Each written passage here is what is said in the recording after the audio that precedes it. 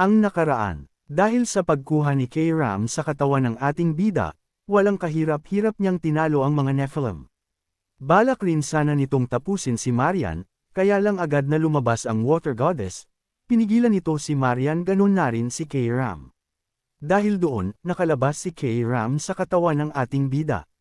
Kaya lang nang akala ni Marian na okay na ang lahat, isang panganib ang naramdaman nitong paparating sa Fruina, iyon ay dahil naririto na sila Lem at si Lunav.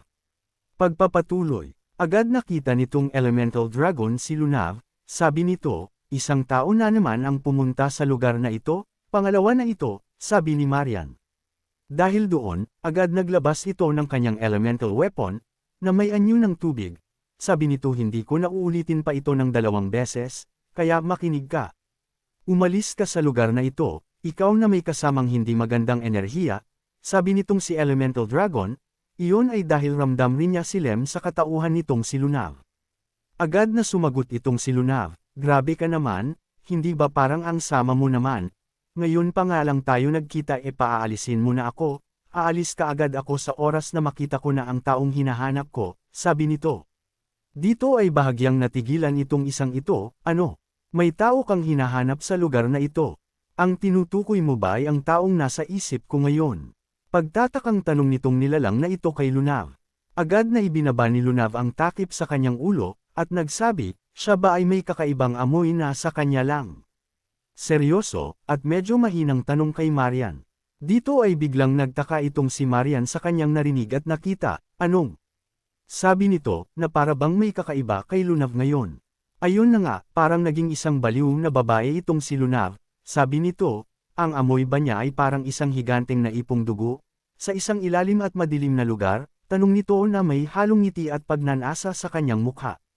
Dahil doon, naworduhan itong nilalang na ito sa kanyang nakita, at narinig.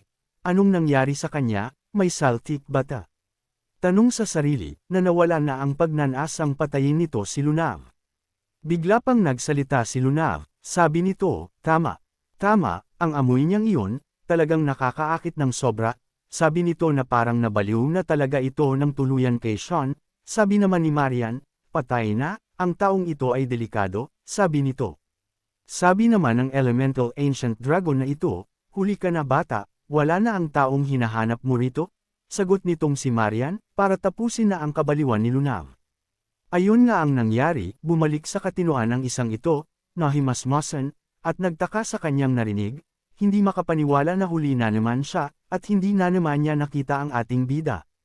Umalis ka na rito, wala na rito ang hinahanap mo, kaya umalis na kayo rito ng dala-dala mong hindi kumpleto, at hindi kaaya-ayang nilalang sa lugar na ito, sabi ni Marian na tinutukoy nito ay si Lem.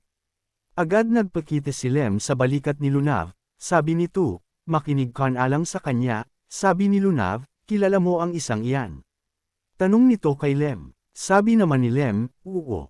Siya ay isang nilalang na hindi natin kayang kalabanan, siya ay isang mataas na uri ng nilalang, na kabilang sa mga sinaunang nilalang, isang ancient elemental dragon. Hindi nga nagtagal ay umalis na si Marian sa lugar na ito nang makumpirmang walang hatid na kaguluhan itong si Lunav at si Lem, sabi ni Lem, hindi ko akalain na buhay pa pala ang isang iyon. Ganun pala, sabi nito, marami ka bang nalalaman dahil matagal-tagal kang aring nabuhay sa mundong ito? Sabi naman ni Lem, ikaw ay kalahating tama, at kalahating mali, may mga karanasan na naiipon at natutunan lang sa mga panahong inilagi mo rito, at mga naranasanan mo sa buhay. Nagtanong uli itong si Lunav, posible ba sa isang tao na tulad ko na makakuha ng ganong klaseng kaalaman? Tanong nito sa maliit na nilalang na nasa balikat niya. Sabi naman ni Lem, ang pagkuha ng mga kaalaman na hihigitan ang panahon at oras. Tanong ni Lem sa kanyang sarili na napaisip ito, at biglang nagsabi, tama. May paraan para sa bagay na iyan, siguro kung gagamit ka ng necromancy. Sambit nito, na ang pamamaraang ito ay ang ginamit naman ni Boris.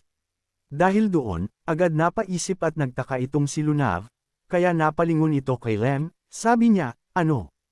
Necromancy. Tanong nito na naguguluhan kung ano at paano iyon. Sa kabilang banda naman, sa lugar kung saan naruroon ang pangkat ng mist, o mga assassin, dito ay papasok na ang ating bida, gamit ang portal na kanilang pamamaraan, nakakatawid-tawid ito ng iba't ibang dimensyon, nagagawa rin niyang makabalik sa lugar na ito sa anumang oras niya gustuhin. Dito naman ay galit na galit si Sir Ika rito kay Ero, iyon nga ay dahil sa ginawa nitong paglagay sa panganib ang buhay ng ating bida. Sabi ni Ero, "Oy Sean, naririto ka na." Sabi naman ni Sir Ika, "Sean." Pagtataka nito, iyon ay dahil alam niya ay baka napatay si Sean. Binitawan niya si Ero, at tinanong si Sean, "Nagawa mo bang makatakas sa mga Nephilim na iyon?" Pag-aalalang tanong ni Sir Ika, sabi naman ni Sean, "Mukhang alam mo kung anong nangyari sa akin roon," sabi nito na may tonong mangbubugbog. Matapos noon, agad na binal ika ni Sir Ika si Ero, dahil nagagalit nga si Sean, at madadami pa siya, sabi ni Ero, "Kamo? Nakabalik na siya, at buhay na buhay di ba?" Tama, hindi na natuloy ang sinasabi nito. Iyon ay dahil may kung anong puting bagay ang tumama sa mukha ng isang ito, dahil puro talaga kalokohan ang Diyos-Diyosan na ito, na nabitawan naman ni Sir Ika itong si Ero. Ayun naman pala, binato ni Sean si Ero ng isang nyebe, sabi nito, "Ayan tikman mo, snow mula sa Fruna, malamig di ba?" Sabi nito na bahagyang galit, na napabuntong hininga na lang itong si Sir Ika, dahil ang leader nila ay kakaiba, si Ero naman ay bagsak ngayon. Agad nagtanong itong si Sean, "Ipaliwanag mo ang nangyari, bakit mo tinanggal ang spell sa aking dibdib?" Tanong nito kay Ero, na medyo mainit ang ulo. Agad tumayo itong si Ero, ang pagpag ng sarili, at nagsabi, "Wala naman, gusto ko lang makita kung gaano nakatindi ang nilakas mo." Sabi nito, "Adik ka ba, itinulak mo sa kamatayan ang tagapagmana mo?" Galit na tanong ni Sean, dahil hindi niya moari ang kaparaanan nitong kanilang leader na sinusunod. Biglang iniba ni Ero ang kanyang tanong, "Sandali lang, ikaw at si K-Ram, kailan pa kayong dalawa nag-iba ng higan?" Tanong nito ng pagtataka, pero ang tinutukoy nito ay wala ngayon si K-Ram sa lugar na dapat kinaroroonan nito ngayon. Sabi naman ni Sean, "Seryoso ako, hindi ngayon ang oras para magbiro." Tanong nito kay Ero, na hindi niya nakuha ang sinasabi ni Ero. At dito ay binahagi ni Sean ang mga nangyari, kung paano niya ibinigay ang kanyang katawan kay K-Ram, na kahit papano ay nalaman rin ni Ero ang mga kaganapan. "Ibinigay mo pala ang iyong katawan kay K-Ram, mukhang matinding laban ang kinaharap ninyo roon," sabi nito, na hawak-hawak nito ngayon ang punyal kung saan natutulog si K-Ram, dahil hindi talaga nasagot ito ngayon. Si Sir Ika naman ay nag-init ang ulo, sabi nito sa sarili, "Tignan mo ang isang ito, sino ba ang may kagagawan niyan?" Sabi ni Sean, "Ganito na siya matapos ng labang iyon, walang pagbabago, talaga bang natutulog lang siya?" Tanong nitong si Sean na inis rin. Sabi naman ni Ero, "Hindi muna siya gigising ng mga ilang araw, oras, hindi ko alam." Talagang pinutol niya ang kanyang kamalayan sa mundo ng sarili niyang kagustuhan, at may nararamdaman akong hindi pamilyar na aura sa loob. Kaya lang, hindi ko masasabi kung kailan siya gising, sabi ni Ero, na may kung anong nangyayari ngayon kay K-Ram sa loob, naganap ito. Matapos niyang makausap ang Water Goddess, mukhang may kung anong gising na bagong lakas kay K-Ram o anuman. Dagdag pa ni Ero, "Walang magiging problema sa paggamit ng kapangyarihan ng iyong espada, kaya huwag kang mag-alala ng sobra." Kinuha ito ni Sean, at ang sabi, "Kung ganun okay, kaya lang medyo nag-aalala lang talaga ako," sabi nito. Habang nag-uusap sila, may napansin si Sir Ika na kakaiba sa likuran ni Sean, dahil naririto ngayon si Hastia, nagtatago, nahihiya at natatakot. "Ano yang nasa likod mo?" Tanong nitong si Sir Ika, na ang mukha ay maldita. Sabi ni Sean, "Isang elf, naisip ko na baka maaari mong alagaan siya," sabi nito kay Sir Ika. Nang marinig iyon, agad nagalit ang isang ito, "Hindi nagustuhan ang gustong mangyari ng ating bida." Sabi nito, "Mukha ba akong tagapag-alaga ng bata sa iyo?" Tanong nito na pag-alit, kaya lang agad humawak itong batang elf sa braso ni Sir Ika, para kausapin ito. Sabi niya, "Hello po," pagbati ng bata rito kay Sir Ika.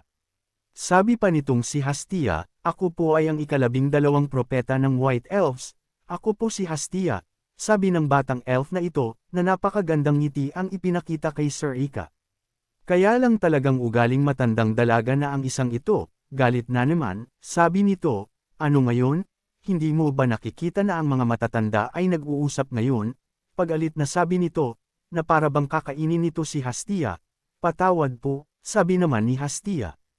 Isang propeta, bakit ka naman nagdala ng isang elf rito na dapat ay nagmi-meditate o nag-yoga sa kabundukan? Sabi naman ni Sean, nakikita niya ang hinaharap, kaya tingin ko makakatulong siya ng malaki, sabi nito. Agad namang lumapit si Ero rito kay Hastia, sabi nito, ang cute mo naman bata, pwede ka manatili rito kahit kailan mo gusto.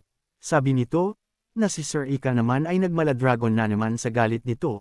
Huwag mo siyang tanggapin rito kung hindi naman ikaw ang mag-aalaga. Sigaw nito, dahil siya na naman ang maghihirap na magbantay sa isa na namang bata. Sabi pa ni Sir Ika, napakarami ko nang binabantayan sa balikat ko, at dadagdagan na naman ninyo. Ang tinutukoy nito ay si Brian, si Emily, at ang batang dragon na pasaway, kaya ganito na lamang ang galit ng isang ito. Sabi pa nito, ang pasensya ko ay paubos na kada araw, huwag ninyong iisipin na iiwan ninyo ang batang iyan sa akin, sabi nito na para bang magpapalit anyo na ito. Sabi naman ni Sean, okay, mixing sagot nito, dahil sa isip niya, talagang hindi na niya mapipilit pa si Sir Ika na bantayan si Hastia. Kaya lang si Ero ay talagang tuwang-tuwa sa batang elf na ito, hinagis-hagis pa niya ito, kaya naguguluhan si Sean kung anong gagawin niya ngayon rito kay Hastia. Sa isang ibayo naman, sa hindi malamang lugar, rito ay may malaking estatwa, animoy sinasamba ng mga tao ang nilalang na ito, na sumisimbolo sa kanila ng liwanag. Sa ibaba ay naririto naman si Hertrea na nasa katawan ni Boris, sabi nito, ang mga tao ay talagang napakadaling basahin na lang. Sabi pa nito, para silang mga alipin, pag nakakita ng makapangyarihan o malakas na nilalang sinasamba at pinapanigan na nila, ang mga tao ay para ring mga hayop, kailangan mo lang pahirapan bugbugin, o alipinin para mapasunod. Mga nakakadiring nilalang, sabi nito, iyon ay dahil ang mga tao ay napakadaling lokohin, makakita lang ng makapangyarihan o may autoridad o salapi, kapit na kaagad sa mga iyon, tulungan lang ng kaunti maniniwala na, pangakuan lang ng kung ano, mauuto na. Natigil ang pagmuni-muni nitong si Hertrea, iyon ay dahil may babaeng dumating sa kanyang likuran, sabi nito, bakit mo ako gustong makita sa lugar na ito? Sabi naman ni Hertrea, mukhang nakakapagod na paglalakbay ang pinagdaanan mo.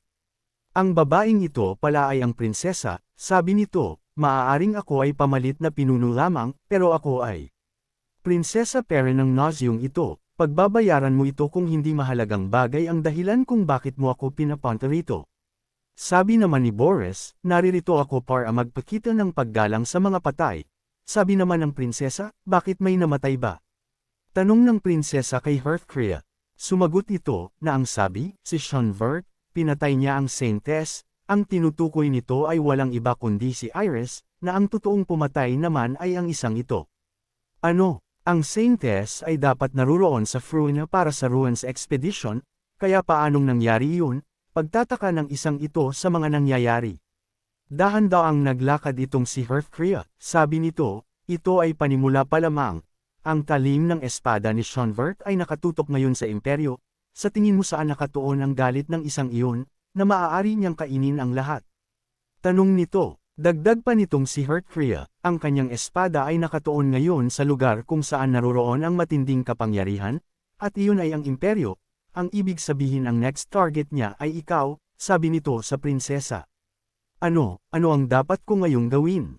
Tanong nito na bahagyang nag-aalala para sa sarili niyang kaligtasan, sasabihin mo ba sa akin ngayon kung saan naruroon si Sean Vert? Tanong nito, naglakad pang patuloy si Hertrea, sabi nito, hindi ko rin alam kung saan siya, kaya lang pwede tayo bumuo ng isang plano, sabi nito sa prinsesa. Nang makalapit na ito ng husto sa prinsesa, sabi nito, pakiusap, bumuo ka ng isang hukbo na kinabibilangan ng mga elite knights ng kaharian, ako naman ay bubuo ng plano sa ancient ruin na matagal ko nang pinag-aaralan. Sabi naman ng prinsesa, hindi mahirap ang hinihingi mo, kaya lang ang ruin na sinasabi mo, iyon ba ay ang Romar? Tanong nito kay Hertrea, nang sabihin iyon ng prinsesa, agad nagulat ang isang ito, paano mo nalaman ang pangalan ng lugar na iyon? Pagtataka nito, sabi pa ng prinsesa, may kilala ako na pupunta rin sa lugar na iyon, pupunta ka bang kasama nila? Tanong ng prinsesa, na pinagtatakan nitong si Hertrea. Sa kabilang banda naman, sa lugar kung saan naruroon itong si Princess Arin, may boses na nagtatanong sa kanya, ano? Pupunta ka ng Romar. Sabi naman ng prinsesa, oo. Tapos ko nang ihanda ang lahat, sabi nito. Ang kausap pala niya ay walang iba kundi ang principal, sabi nito, kung ganam, kailangan mong dumaan ng Romar Heights. Ang paglalakbay papunta roon ay hindi magiging madali, sabi nito kay Arin, itong batang ito pala ang pupunta ng Romar kung saan pupunta rin si Hearthcrea. Sabi ni Arin, huwag kang mag-alala, handa ako sa anumang mangyari. Mayroong bagay na gusto kong makita sa lugar na iyon, sabi nito kay Kundel.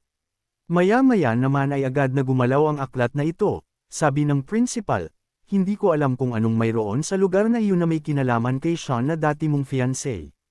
Pero kunin mo ang aklat na iyan, naglalaman niya ng mga kaalaman patungkol sa Romar Heights, tiyak na makakatulong ng malaki iyan sa iyo, salamat po, sabi nito.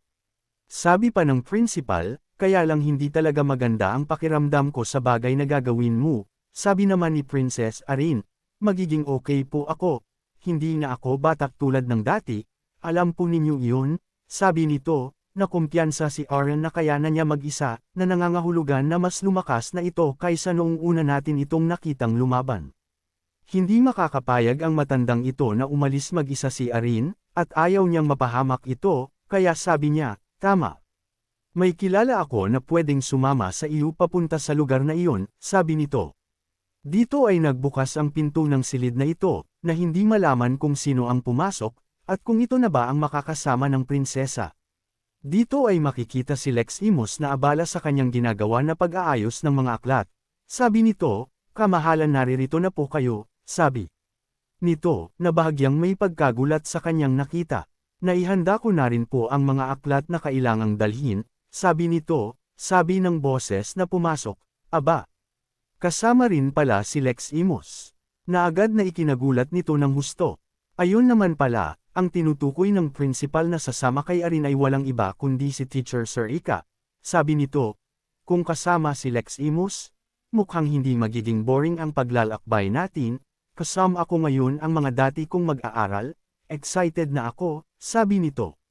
Sabi pa nitong bearong ito, ngayon, handa na ba kayong pag-usapan natin ang ating paglalakbay? Sabi nito, na ang kanyang mga mata ay makikitang hindi natutuwa sa kanyang ginagawa ngayon, sabi pa niya sa kanyang sarili, ano ba talaga ang tungkulin ko rito, taga-bantay ng mga bata? Inis na sabi niya sa sarili, hindi maganda ang lugar na pupuntahan ni Arin, iyon ay dahil kay Hearthcrea, tiyak na alam na rin niya na pupunta si Arin roon, na ito ay may kinalaman kay Sean, mukhang may magaganap na sagupaan sa lugar na iyon. Ano sa tingin ninyo mga ka-assassin? Abangan! Kung nagustuhan po ninyo ang aking recap, huwag sana ninyong kalimutan ang mag-like o mag-comment, maraming salamat.